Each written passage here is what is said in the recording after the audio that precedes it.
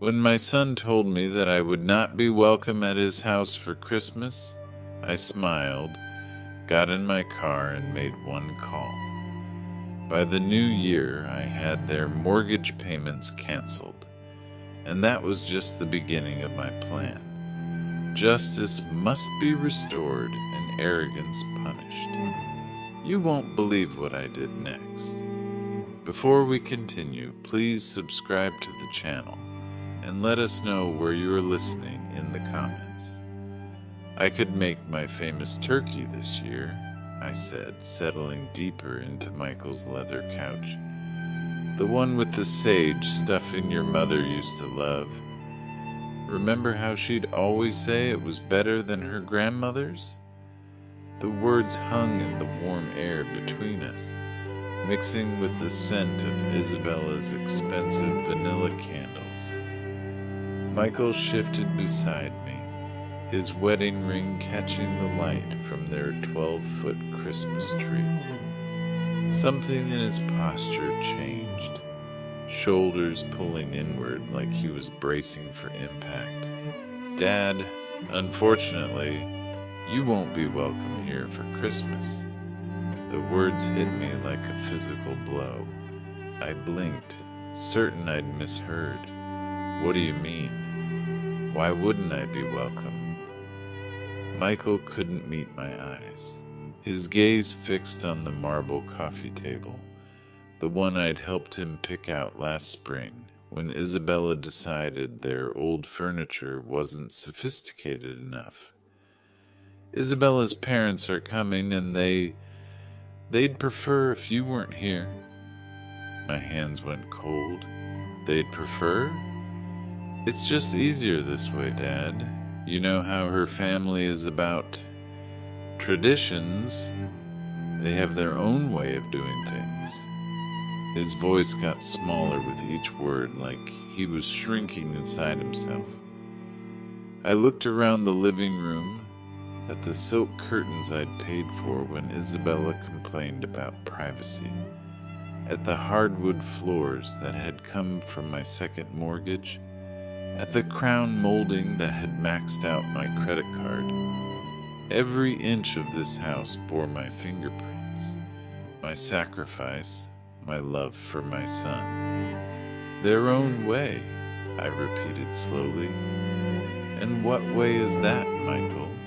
He flinched. Dad, please don't make this harder than it has to be. Through the kitchen archway, I could see Isabella's new KitchenAid mixer, the professional grade one she'd insisted she needed for her holiday baking phase that lasted exactly 3 weeks. $2,000 of my money sitting there, probably used twice since October. Where will I spend Christmas then? The question came out quieter than I intended. Michael's face crumpled. Maybe you could, I don't know, maybe visit Aunt Rosa, or we could do something the weekend after. The weekend after.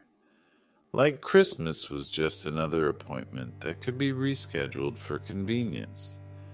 I stood up, my knees protesting after 8 years of carrying this burden alone. I see.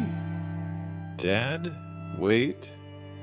But I was already moving toward the door, past the family photos where my face grew smaller and more distant in each frame, past the coat closet that held Isabella's $1,000 jackets.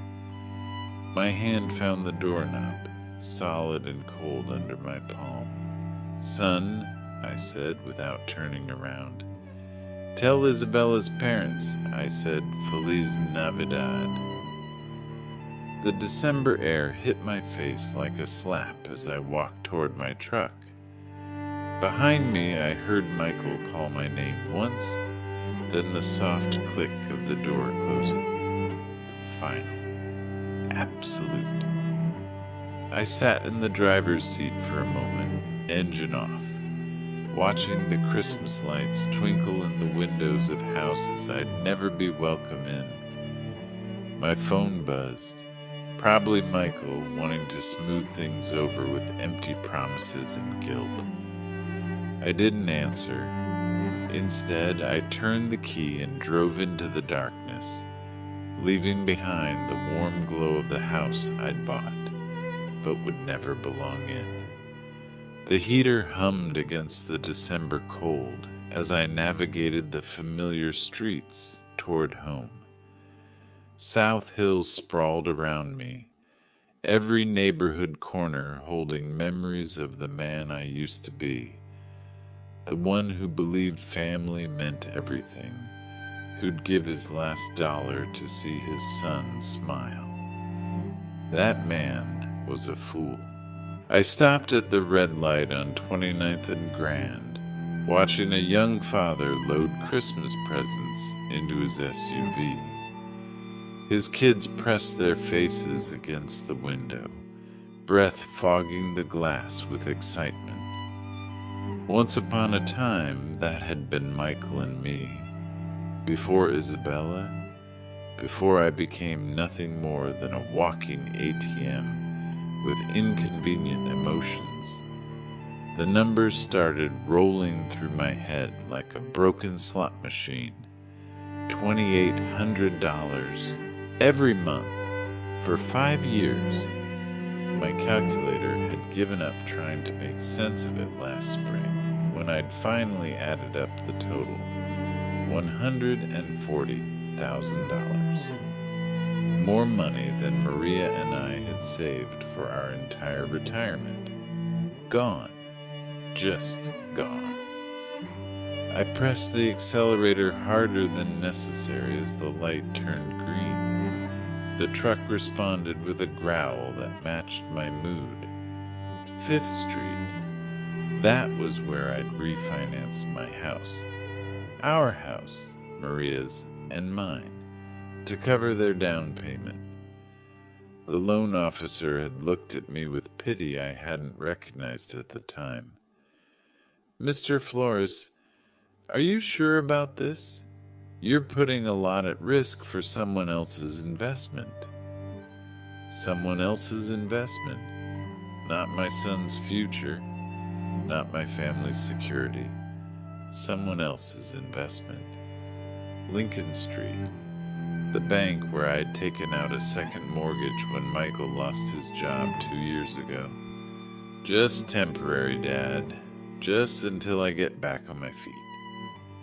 Isabella had stood behind him, $700 purse slung over her shoulder, nodding sympathetically while mentally calculating how much my desperation was worth. Nothing, as it turned out. My desperation was worth nothing to them. I pulled into my driveway, the one with the cracked concrete I couldn't afford to fix, because every spare dollar disappeared into their perfect suburban fantasy.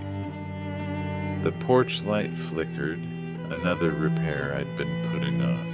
Inside, the house felt hollow without Maria's laughter, without the warmth of family gatherings that would never happen again. My phone rang as I fumbled with my keys, the shrill tone echoing off the empty walls. Isabella's name flashed on the screen, probably wanting to explain why I wasn't good enough for her parents' delicate sensibilities. Perfect timing. I'd been waiting 5 years to have this conversation.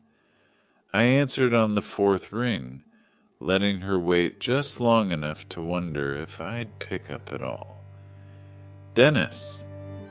Isabella's voice dripped with false sweetness, the same tone she used when asking me to cover their water bill or property taxes. "I heard about the little misunderstanding with Michael." "Misunderstanding?" I leaned against my kitchen counter, still wearing my coat. "I don't think there's any misunderstanding, Isabella. You made your position quite clear." "Look, I know this seems harsh, but you have to understand my parents' perspective. They're very traditional people. They expect a certain atmosphere during the holidays. A certain atmosphere, I repeated. And what atmosphere is that? A pause. I could hear shopping bags rustling in the background, probably spending money that should have gone to their mortgage payment. Money that was my responsibility, apparently. Well, they're not used to your kind of cooking. All that spicy Mexican food and loud music. And frankly, Dennis, they're educated people. They expect conversations about current events, literature, art, you know. The words hit harder than a physical blow. 8 years of biting my tongue, of swallowing insults for Michael's sake, of pretending not to notice the way she looked at me like I was some kind of hired help. My kind of cooking. My voice stayed level, controlled. You mean the food you ate every Sunday for 3 years when money was tight? The tamales you said reminded you of your grandmother? That was different. We were appreciative then, but now with my parents... Now with your parents, you can't have the Mexican peasant embarrassing you at your fancy dinner table. The false sweetness evaporated. Don't be dramatic, Dennis. This isn't about race, it's about class. My father graduated summa cum laude from Washington State. My mother speaks 4 languages. They summer in the Hamptons. What exactly would you contribute to dinner conversation? Stories about laying tile? Heat flooded my chest, but I kept my voice steady. I built a business from nothing after your husband's grandfather died. I've employed over 50 people. I've paid more in taxes than your father made in his best year. Money isn't everything, Dennis. Breeding matters. Education matters. And frankly, Maria understood her place better than you understand yours. The line went dead silent. She'd crossed it. The line I didn't even know existed until she'd stomped across it in her designer heels. What did you say about my wife? I'm just saying she knew how to blend in better. She didn't make waves. She understood that some spaces weren't meant for her. My hand tightened around the phone until my knuckles went white. Maria had more class in her little finger than your entire bloodline will ever possess. Oh, please. She was a house cleaner who got lucky. At least she had the good sense to stay quiet about it. Isabella? My voice dropped to something I didn't recognize. I want you to listen very carefully. This conversation is over. We're done pretending to be family. You can't just... We're done, I repeated, and ended the call. I set the phone down carefully on the counter, my hands surprisingly steady. Around me, the kitchen felt different. Smaller, but somehow cleaner, like a weight had been lifted from the air itself. I walked to my desk in the corner, pulled out the manila folder I'd been avoiding for months. Bank statements, mortgage papers, 5 years of automatic transfers that had bled me dry while they lived like royalty. Time to stop the bleeding. Part 4. The first decision, canceling the mortgage. The documents spread across my kitchen table like evidence at a crime scene. 5 years of bank statements, each one showing the same automatic transfer. $2,800 on the 15th of every month, vanishing from my account into theirs. a paper trail of my own stupidity. I pulled out my calculator and started adding. The first year, 33,600. The second year, another 33,600. By the third year, I'd stopped buying myself new clothes. The fourth year, I'd started shopping at discount grocery stores. This year, the fifth year, I'd been eating peanut butter sandwiches for lunch to make ends meet. $143,400. Not counting the down payment, not counting the times I'd covered their utilities when Isabella's shopping addiction got out of hand. Not counting the new roof, the landscaping, the furniture that was essential for their lifestyle. I sat back in my chair, looking at the numbers until they blurred. Maria's life insurance money, my retirement savings, the college fund we'd started for grandchildren I'd apparently never be allowed to see, all of it gone, poured into a house where I wasn't welcome for Christmas dinner. I reached for my phone, scrolled through my contacts until I found the number for my bank. The automated system offered me options in English and Spanish. How thoughtful, how accommodating to people like me. Customer service, this is Jennifer. How can I help you today? I need to cancel an automatic transfer, I said, my voice steadier than it had been in years. Certainly, sir. I'll need your account number and some verification information. I rattled off the numbers, watched her type in the background. Professional, efficient, no judgment about why a 62-year-old man was canceling payments to what was probably his son's mortgage. I see the transfer you're referring to, Mr. Flores. $2,800 monthly to Wells Fargo, account ending in 7423. How long have you been making this transfer? 5 years. The words tasted bitter. And you want to cancel it effective immediately? I looked around my kitchen, at the outdated appliances I couldn't afford to replace, at the walls that needed painting, at the windows that leaked cold air because I'd spent my home improvement money on someone else's castle. Effective immediately, I confirmed. Done. The transfer has been canceled. Is there anything else I can help you with today? No, I said, surprising myself with how good the word felt. No, that's everything. I hung up and sat in the sudden quiet of my house. Outside, December darkness was settling over Spokane.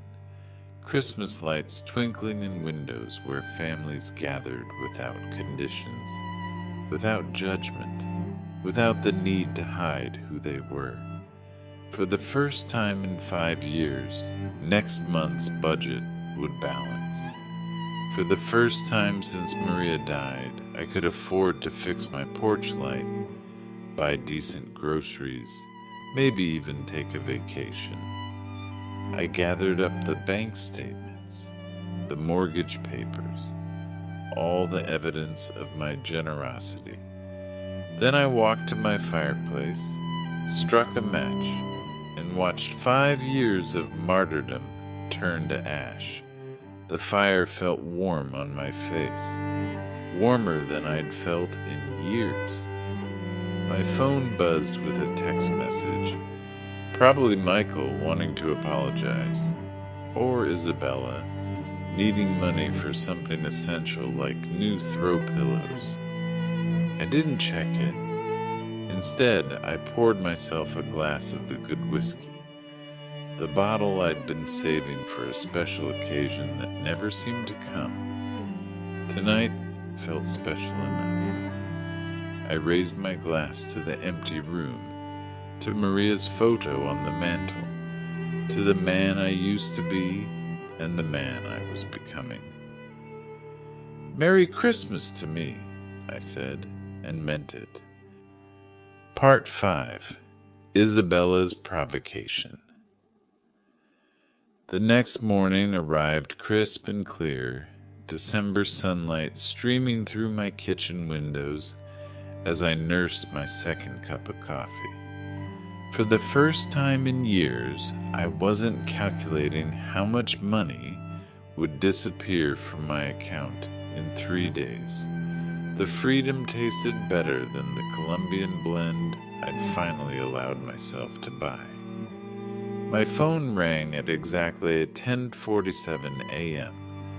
Isabella's name flashed on the screen like a warning label. "Dennis!" Her voice carried that familiar tone of barely concealed impatience. "I need you to pick up my parents from Spokane Airport. Their flight from Portland arrives at 2 o'clock. I set down my mug carefully, watching the steam curl toward the ceiling. "Isabella, did you forget about our conversation yesterday? Look, whatever that was about, we need to focus on practical matters now. My parents need transportation, and you're the only one with time during the day." The audacity was breathtaking. Less than 24 hours after telling me I wasn't worthy of sharing Christmas dinner with her family, she expected me to serve as their personal chauffeur. And you're asking me because that's what family does, Dennis. They help each other. Her voice sharpened with irritation. Besides, let's be honest here. You're not my rival. You're too weak to be my rival. So just get in your truck and pick them up. There it was, the final insult wrapped in a command. "What airline?" I asked quietly. "Alaska Air, Flight 447. They'll be at baggage claim Carousel 3. And Dennis, they're expecting someone who can handle their luggage properly. Don't embarrass us." I could hear her nails tapping against something hard. Probably her granite countertop, the one I'd paid for when she decided laminate wasn't suitable for her dinner parties. "Of course," I said. "I'll take care of everything." "Good. And wear something decent. Maybe that blue shirt you wore to Michael's graduation. They notice things like that." The line went dead. She hadn't even said thank you. I sat back in my chair, looking at my phone's blank screen. 2 o'clock. Flight 447. Baggage claim Carousel 3. I glanced at the wall clock above my sink. 10:52 a.m. Plenty of time. I poured myself another cup of coffee, added an extra spoonful of sugar, and opened yesterday's newspaper to the crossword puzzle I hadn't finished. 7 across. Delayed gratification. 12 letters. The answer would come to me eventually. Part 6. The Airport Trap. At 2:15 p.m., I was settling into my favorite armchair, with a fresh cup of Earl Grey and the Spokane Review's Sunday edition. The crossword from yesterday lay completed on my coffee table. Delayed gratification had been postponement. My phone buzzed against the wooden surface. Isabella's name again. I let it ring. The December sun slanted through my living room windows, warming the space where I'd spent so many lonely evenings counting the cost of my generosity. Today the silence felt different. Earned, intentional. 2:47 p.m. The phone buzzed again. This time I could see the preview of her text. "Dad, where are you? My parents are..." I turned the phone face down and returned to the sports section. The Seahawks had lost again. Some things never changed. By 3:30, my phone had buzzed 6 times. I'd finished the newspaper, brewed a second pot of tea, and started organizing the junk drawer in my kitchen table. Amazing what you could accomplish when you weren't rushing around serving people who considered you their personal bellhop. The 7th call came at 3:45. Instead of Isabella's name, I saw unknown number. Probably her parents borrowed someone's phone at the airport. I let that one ring too. Outside, a neighbor was hanging Christmas lights on his porch, his children running around the yard with the manic energy that only December afternoons could bring. Normal families doing normal things. No one was stranded anywhere, waiting for someone who would never come. 4:15 p.m. My phone started ringing and didn't stop. Isabella, then the unknown number, then Isabella again. The buzzing became constant, like an angry wasp trapped against glass. I walked to my kitchen and unplugged my landline from the wall. Then I turned my cell phone completely off. Perfect silence. I made myself a grilled cheese sandwich and heated up a can of tomato soup. Comfort food I hadn't allowed myself in months, because every grocery dollar had gone toward making ends meet while subsidizing their lifestyle. The cheese melted perfectly golden, the soup steamed in my favorite mug.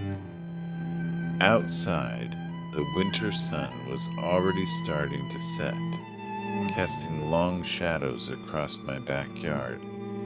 Somewhere across town, 3 people were probably standing in an airport parking garage, arguing about taxi fare and wondering how their personal servant had the audacity to strand them. The thought made my soup taste even better. By 5 p.m., I'd eaten dinner, loaded my dishwasher, and was considering what movie to watch. It had been years since I'd had an entire evening to myself without worrying about emergency calls for money or last-minute favors. I was reaching for the remote when someone started pounding on my front door. Not knocking, pounding. The kind of aggressive hammering that rattled the frame and announced pure fury. I set down my tea and walked slowly toward the sound, already knowing exactly who I'd find on the other side. The pounding intensified as I approached the door, each blow more violent than the last. Through the peephole, I could see 3 figures crowded on my small porch, like wolves circling prey. I opened the door to find Cody Jenkins's red face inches from mine. "What the hell is wrong with you?" he shouted, pushing past me into my living room without invitation. "We waited at that goddamn airport for over 3 hours. Catherine followed him, her usually perfect hair disheveled, her lips pressed into a thin line of pure hatred. "This is completely unacceptable behavior from someone your age, Dennis. Absolutely barbaric." Isabella brought up the rear, her designer coat wrinkled, her makeup smeared. "You humiliated us. Do you have any idea what you've done? My parents had to take a $40 taxi because you decided to get out of my house." My voice cut through their chorus of rage like a blade through silk. They stopped mid-rant, shocked by the steel in my tone. "Excuse me?" Cody's face went from red to purple. "You don't get to make demands here, buddy. Not after what you pulled today. This is my house. I said quietly, not moving from my position by the door, "and I want you out. Now." Catherine stepped forward, her voice dripping with the kind of condescension she'd perfected over decades of looking down on people like me. "Dennis, you clearly don't understand the magnitude of your mistake. My husband has connections throughout this city. Business connections, social connections. You can't treat people like us this way and expect—" "This was a lesson for you," I interrupted, meeting her gaze steadily. "A lesson about your excessive arrogance and your poor treatment of people you consider beneath you." Isabella's mouth fell open. "A lesson? Who do you think you are to teach anyone anything? You're nobody. I'm someone who finally stopped being your personal bank account and taxi service." I stepped aside and held the door open wider. "The lesson is over. You can leave." Cody jabbed a finger toward my chest, but didn't quite dare touch me. "You have no idea who you're messing with, old man. I've been in this town longer than you've been breathing its air. I know people, important people, people who can make your life very, very difficult." "Is that a threat, Mr. Jenkins?" "It's a promise." His voice dropped to a menacing whisper. "You think abandoning elderly people at an airport is just something you can do without consequences?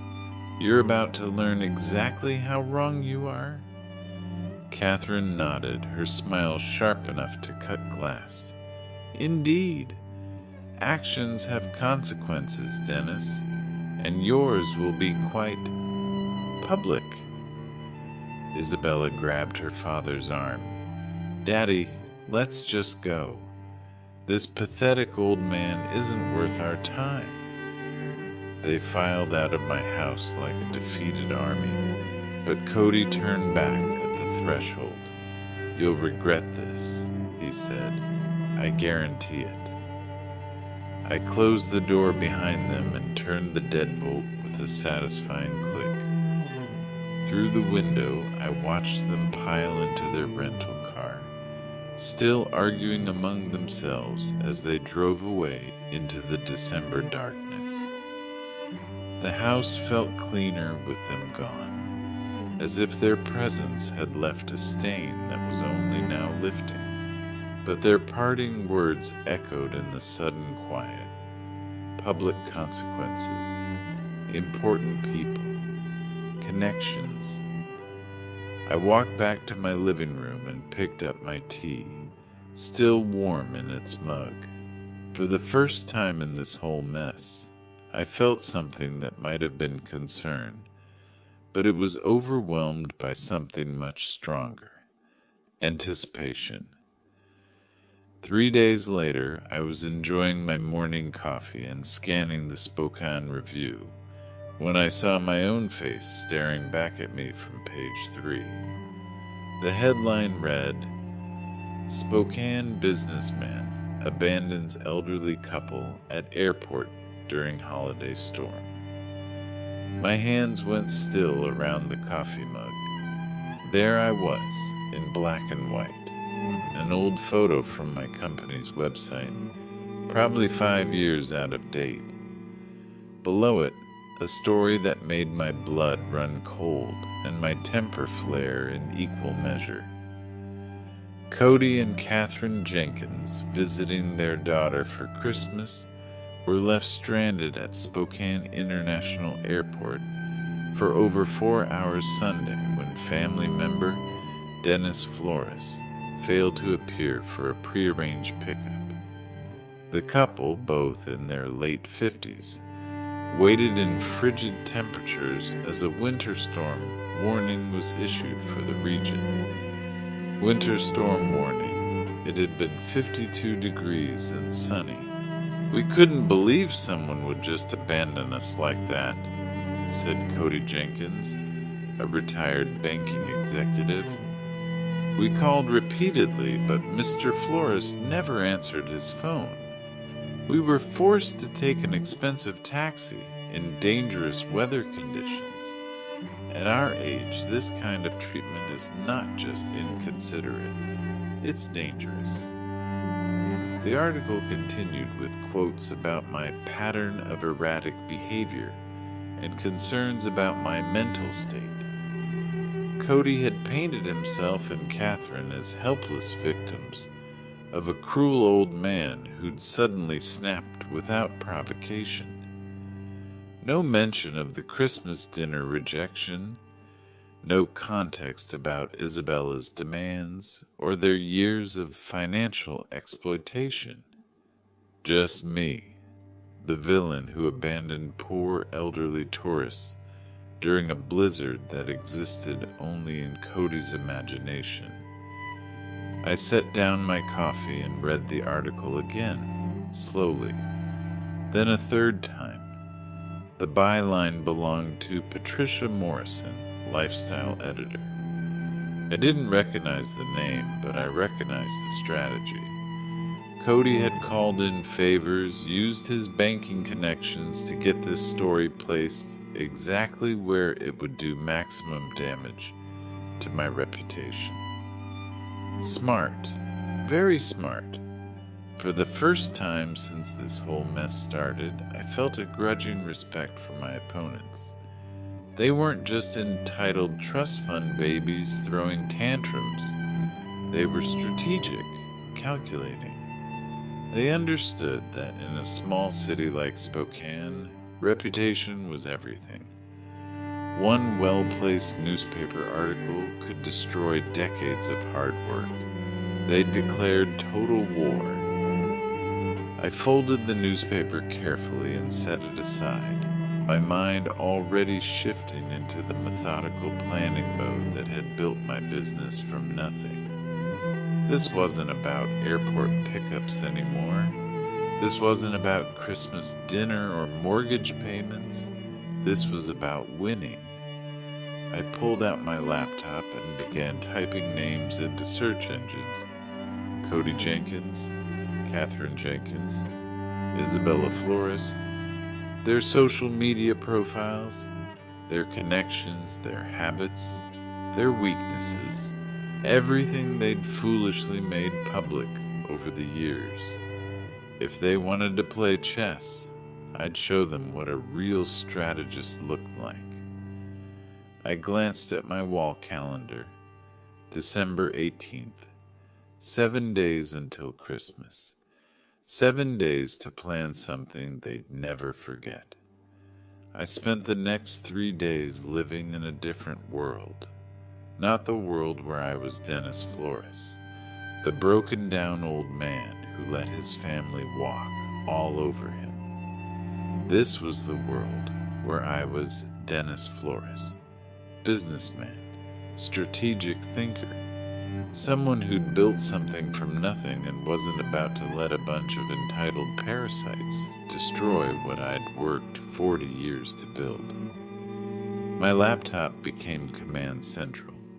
Social media profiles filled my browser tabs like playing cards in a high-stakes game.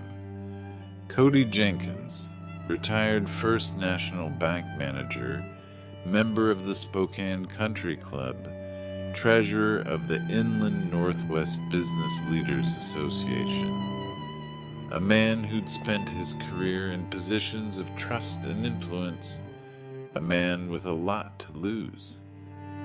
Catherine's Instagram painted a perfect picture of refined living. Charity luncheons, wine tastings, vacation photos from Coeur d'Alene tagged with Chash Blessed Life. Every post carefully curated to project success and sophistication. Comments from friends praising her elegant taste and inspiring lifestyle. All built on other people's money, including mine. Isabella's Facebook timeline told the real story. Posts about our beautiful home, with photos of the kitchen I'd paid for, check-ins at expensive restaurants during the months when I'd covered their utility bills, a status update from last week. So excited for Christmas dinner with family. Can't wait to show off our hosting skills. Our home, our success. The narcissism was breathtaking, but it was Michael's LinkedIn profile that gave me the final piece I needed. His recent activity showed a new connection. Patricia Morrison, lifestyle editor at the Spokane Review. The same Patricia Morrison who'd written the Hatchet Job about me. I leaned back in my desk chair, looking at the evidence spread across my screen. These people had made 3 critical mistakes. First, they'd underestimated me completely. Second, they'd gone public with their attack, which meant I could go public with my response. Third, they'd documented their entire privileged lifestyle online, creating a perfect catalog of hypocrisy. I clicked through to Patricia Morrison's profile. 43 years old, journalism degree from WSU, 15 years at local papers. No previous connection to banking or finance, which meant Cody had reached out cold, probably through someone he knew from his business network. A 5-minute search through local business directories confirmed my suspicion. 3 mutual connections between Cody and Patricia's editor. The story hadn't just appeared, it had been planted carefully and deliberately. Amateur hour. I opened a new document and began typing.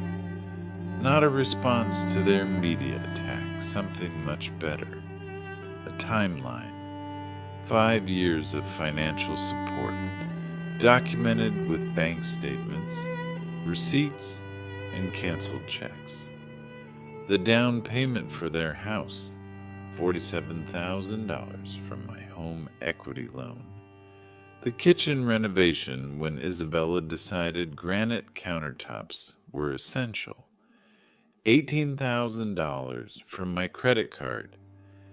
60 monthly mortgage payments of $2,800 each. $168,000 and counting. $250,000. More than I'd spent on myself in the last decade. My phone buzzed with a text from a number I didn't recognize. Probably Isabella, trying a new angle. I ignored it and kept working. By evening, I had everything organized in a manila folder, thick enough to choke a horse. Bank statements, receipts, photos downloaded from their social media showing off purchases I'd funded, a printed copy of the newspaper article with my handwritten notes in the margins, documenting each lie and distortion. I looked at my wall calendar. December 24th was circled in red, not because it was Christmas, but because it was the perfect day for justice. According to Isabella's Facebook events, they were hosting Christmas dinner for 12 people. Family, friends, neighbors, members of their social circle. The kind of people who read the Spokane Review and formed opinions based on what they saw there. The kind of people who deserve to know the truth. I closed my laptop and walked to my kitchen, where I'd left my good camera, the one I'd bought years ago to document job sites for my business. Time to put it to work, documenting something else entirely. Tomorrow was Christmas Eve. Tomorrow, Cody Jenkins and his family were going to learn what happened when you declared war on someone who actually knew how to fight. Christmas Eve morning dawned gray and cold, the kind of Spokane winter day that made you grateful for warm houses and family gatherings. Too bad I wouldn't be welcome at either. But I had other plans. I laid out my evidence like a lawyer preparing for trial. Bank statements organized by year, each monthly payment highlighted in yellow. Receipts arranged chronologically, showing the pattern of my support for their lifestyle. Photos printed from their social media. Isabella's new jewelry, their vacation photos, the expensive Christmas decorations currently adorning the house I'd helped them keep. All of it copied 12 times, one for each dinner guest. The newspaper article went on top of each stack, my red pen notes visible in the margins. Lie written next to Cody's quotes about dangerous weather. False, beside the claim about my erratic behavior. Missing context, highlighted where they'd failed to mention 5 years of financial support. I dressed carefully in my best suit, the navy blue one I'd worn to Maria's funeral, pressed and ready for another kind of farewell. Today I was saying goodbye to the man who'd been a doormat for his family. Tonight I'd be someone who commanded respect. At 6:30 p.m., I loaded my briefcase with the evidence packets and drove to Kendall Yards. Their house glowed with warm light, cars filling the driveway and lining the street. Through the front windows, I could see figures moving around the dining room. Isabella playing hostess in the home my money had helped them buy. I parked across the street and checked my watch. 6:45. Perfect timing. Late enough that everyone would be seated for dinner. Early enough that they'd still be on the main course. No easy escape for anyone. The front door was unlocked. Of course it was.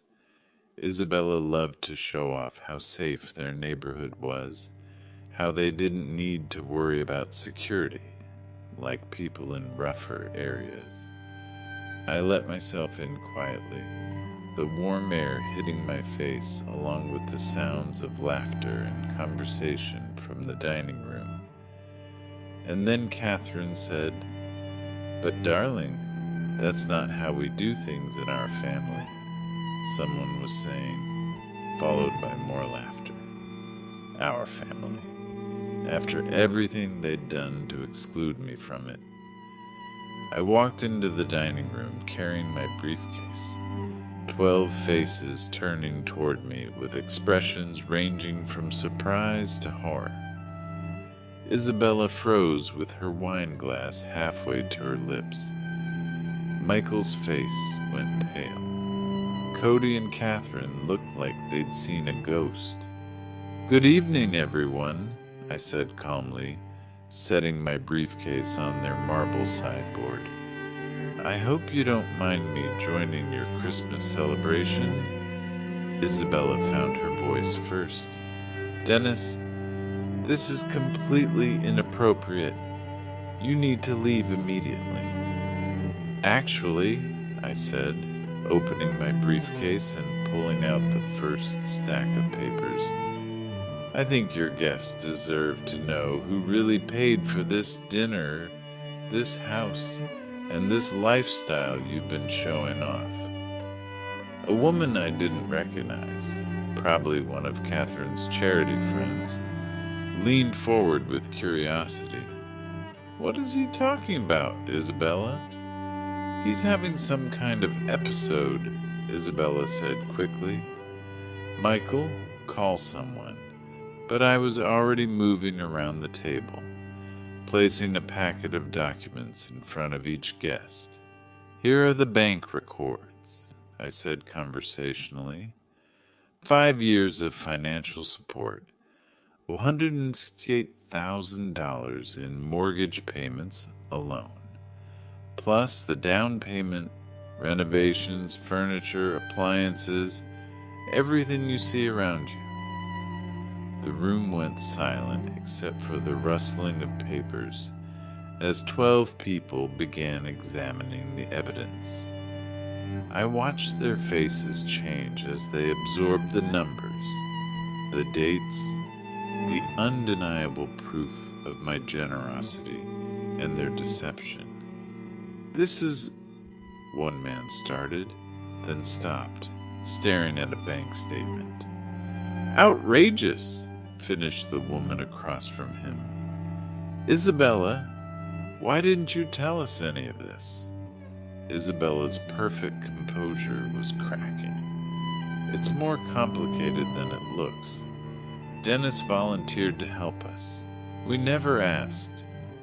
"Actually," I interrupted, pulling out the newspaper article, "let's talk about what you did ask for, and what you told the media about me."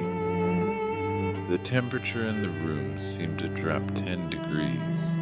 I placed copies of the newspaper article on the table, watching as the dinner guests recognized my photo from the unflattering story that had run 3 days earlier.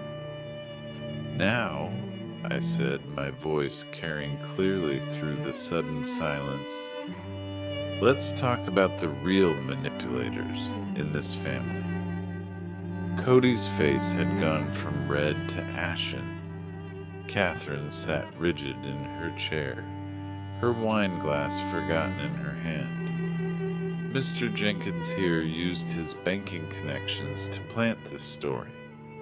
I continued tapping the newspaper. "Notice how I'm portrayed as unstable and dangerous, abandoning poor elderly people in freezing weather." A gray-haired man in an expensive sweater looked up from the article. "Cody, what is this about?" "The weather was 52 degrees and sunny," I said before Cody could answer. "And they weren't stranded tourists. They were Isabella's parents, coming to the Christmas dinner I'd been banned from attending because I wasn't good enough for their company." Catherine finally found her voice. "That's not... We never said..." "You never said what, Catherine?" I pulled out my phone where I'd screenshotted several of Isabella's social media posts. "That I was too low-class for your parents? That my Mexican food and working-class conversation would embarrass you in front of your educated friends?" The woman I'd identified as one of Catherine's charity friends shifted uncomfortably. "Catherine, surely you didn't..." "He's twisting everything," Cody blustered, but his voice lacked conviction. "This man has serious mental health issues. The stress of aging, financial problems..." "Financial problems?" I almost laughed. "Mr. Jenkins, I've been supporting your daughter and son-in-law to the tune of nearly $3,000 a month for 5 years. The only financial problems here are the ones you're about to have." I turned to address the entire table. "These people have taken $200,000 from me while calling me names behind my back. They've manipulated my son against me, banned me from family gatherings, and when I finally stood up for myself, they tried to destroy my reputation in the newspaper." Michael spoke for the first time, his voice barely above a whisper. "Dad, I didn't know about the newspaper." "Your wife knew," I said quietly, "and her parents orchestrated it. They turned me into a villain for refusing to be their personal ATM and chauffeur." The social dynamic in the room was shifting like tectonic plates. I could see it in the guests' faces, the gradual realization that everything they'd been told about tonight's generous hosts was built on lies. "This is unconscionable," said an elderly woman in pearls staring at the bank statements. "Cody, how could you let your daughter take advantage of this man's generosity, then attack him publicly when he stopped enabling it?" Cody's carefully maintained facade was crumbling. "You don't understand the full situation." "I understand perfectly," the woman interrupted. "This man has been supporting your family financially while you treated him like hired help. And when he finally said no, you tried to ruin his reputation." Catherine's voice came out strangled. "He abandoned us at the airport. After you told me I wasn't welcome at Christmas dinner because my presence would be inappropriate for your parents," I said calmly. "After 5 years of paying their bills while you looked down on me for my ethnicity and education level." The silence was deafening. 12 people staring at Cody and Catherine with expressions ranging from disgust to embarrassment for having associated with them. Isabella made one last desperate attempt to control the narrative. "Everyone, please. This is a family matter that's gotten out of hand." "No," I said firmly. "This stopped being a family matter when you made it public, when you used the newspaper to attack my character, when you decided my reputation was acceptable collateral damage for your pride." I looked around the table at faces I didn't recognize but who now knew exactly who I was.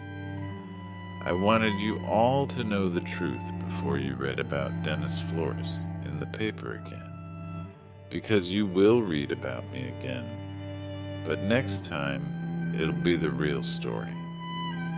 I closed my briefcase and straightened my tie. "Enjoy the rest of your dinner. It's the last one I'll be paying for." As I walked toward the door, I could hear the eruption beginning behind me. Voices raised in accusation, questions demanding answers, the sound of a carefully constructed social facade falling apart. It was the most beautiful Christmas music I'd ever heard. The letter arrived on a Tuesday morning in March, delivered by certified mail with the weight of legal consequences behind every word. I signed for it at my front door, noting how the spring air smelled of new growth and possibility instead of the winter desperation that had marked those dark December days. "Notice of default," the envelope read. "Final demand for payment." Inside, 3 months of missed mortgage payments had caught up with Michael and Isabella like a tsunami of reality. $8,400 in arrears, 14 days to bring the account current, or face foreclosure proceedings on the house I'd helped them buy. I set the letter aside and returned to my coffee, reading it the way you'd read news about distant weather. Interesting, but not your problem anymore. My phone had been ringing for weeks with increasingly desperate calls.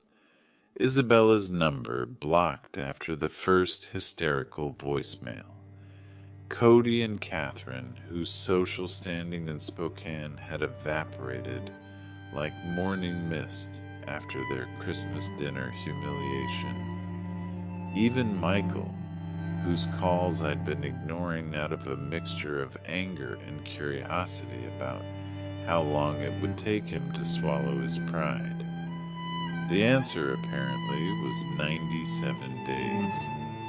He knocked on my door that Thursday evening, no longer the confident man who'd excluded me from Christmas dinner, but someone who looked like he'd aged a decade in 3 months.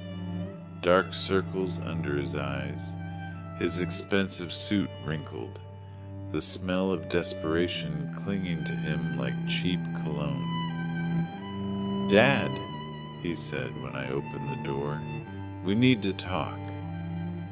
I stepped aside to let him in, noting how he looked around my house like he was seeing it for the first time. The new furniture I'd bought with my first mortgage-free paycheck. The fresh paint on walls that hadn't been updated in 8 years, because every spare dollar had gone to his lifestyle. The repairs I'd finally been able to afford now that I wasn't subsidizing someone else's American dream. "Nice place," he said quietly. "It's what happens when you spend money on yourself instead of people who don't appreciate it," I replied, settling into my new recliner. "Coffee?" He shook his head, perching on the edge of my couch like he was afraid to get comfortable. "Dad, I need you to know how sorry I am about everything. Christmas dinner, the newspaper article, the way Isabella, the way we treated you." "Go on." "I didn't know about Cody planting that story. I swear I didn't. When I found out..." He ran his hands through his hair. "Jesus, Dad. The things they said about you behind your back. The way they talked about our family. About Mom's memory." My jaw tightened at the mention of Maria, but I kept my voice level. "And what exactly did they say about your mother?" "That she knew her place better than you knew yours. That she understood. Boundaries." He couldn't meet my eyes. "I should have defended you. I should have stood up to them years ago." "Yes," I said simply. "You should have." We sat in silence for a long moment, the weight of 5 years of mistakes filling the space between us. Outside, I could hear my neighbor mowing his lawn, the normal sounds of a normal Thursday evening in a normal neighborhood, where sons didn't exclude their fathers from Christmas dinner. "The house is in foreclosure," Michael said finally. "I know. We can't make the payments without..." He stopped, seeming to realize how that sounded. "Without my help," I finished. "Without the money I was sending every month while you let your wife's family treat me like garbage. I know how it looks." "Michael..." I leaned forward, making sure he was looking at me. "Do you know how much money I sent you over 5 years?" He nodded miserably. Isabella calculated it after Christmas. The mortgage payments, the down payment, everything else. Over $200,000. $237,468, I corrected. "I know the exact amount because I finally did something I should have done years ago. I added it up." His face crumpled. "Dad, I'm so sorry. I don't know how to fix this." "You can't fix it, son. That money is gone. But more importantly, those years are gone. 5 years when I could have been building a relationship with you instead of funding your wife's fantasy life." I know that now." He looked up at me with something that might have been hope. "But maybe we could start over? Maybe there's a way to..." "Are you asking me to resume the mortgage payments?" The hope died in his eyes. We're going to lose everything, Dad. The house, Isabella's respect for me, her parents' approval. I don't know what I'll do." "You'll figure it out," I said, not unkindly. "The same way I figured out how to live without a son who respected me. The same way I learned to spend Christmas alone while you celebrated with people who thought I was beneath them." He started to cry then, quietly, like a man who'd run out of other options. I lost you, didn't I? I chose them over you, and now I've lost you forever. I watched him for a long moment. This man I'd raised and loved and sacrificed for, who'd let his wife's family convince him that his father wasn't good enough for their company. Michael, I said finally, you didn't lose me. You gave me away.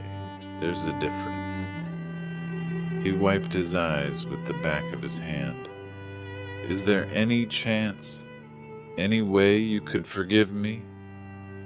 I forgave you months ago, I said, and meant it. But forgiveness doesn't mean going back to the way things were. It doesn't mean pretending this didn't happen, or that I'm going to resume paying for a lifestyle that came with the condition that I be grateful for scraps of your attention. Then what does it mean? I stood up and walked to my mantel, where Maria's photo sat next to a new picture. Me with Rosa and her family at Easter dinner, the first holiday I'd spent with people who actually wanted me there. It means that if you want a relationship with me, you'll have to build it from scratch. It means showing me respect instead of demanding I earn it. It means making choices based on what's right, not what's convenient. I turned back to him, and it means that the next time someone, your wife, her parents, anyone, tries to exclude me from family gatherings, you'll remember who actually acts like family. He nodded slowly, understanding perhaps for the first time that respect wasn't something you could take for granted. The house, he asked quietly, isn't my problem anymore. I sat back down, feeling lighter than I had in years. You're a grown man, Michael. Figure it out like grown men do. Get a job that pays enough to cover your bills. Sell the house and buy something you can afford. Stop living beyond your means and expecting other people to subsidize your choices. He stood up slowly, his shoulders straight, for the first time since he'd arrived. You're right, about all of it. I know. He walked to the door, then turned back. Dad, for what it's worth, seeing you stand up for yourself at Christmas dinner, I was proud of you. Embarrassed and angry, but proud too. Good, I said. Maybe there's hope for you yet. After he left, I poured myself a glass of the good whiskey and stepped onto my back porch. Spring was coming to Spokane, the trees beginning to bud, the air warming with promise. In 4 months, I'd be 63. Maria had been gone for 8 years. I'd wasted 5 of those years being a doormat for people who didn't appreciate sacrifice. I wasn't planning to waste any more. My phone buzzed with a text from Rosa. Dinner Sunday? The kids want to show you their school projects. I smiled and typed back. Wouldn't miss it. Real family, it turned out, was something you found with people who actually wanted you there. Everything else was just expensive theater, and I was done buying tickets to shows where I wasn't welcome on stage. The whiskey tasted like freedom, and the future looked exactly as bright as I was willing to make it. If you like this story, please like this video, subscribe to the channel, and share your impressions of this story in the comments. To listen to the next story, click on the box on the left. Thank you for watching.